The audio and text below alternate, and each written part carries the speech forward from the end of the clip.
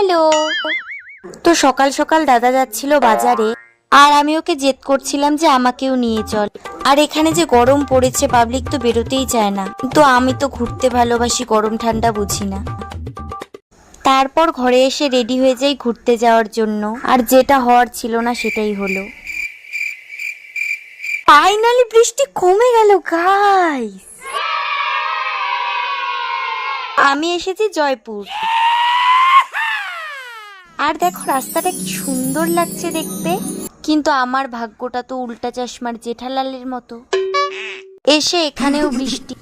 আমার সাথে কিছু ভালোই হয় না।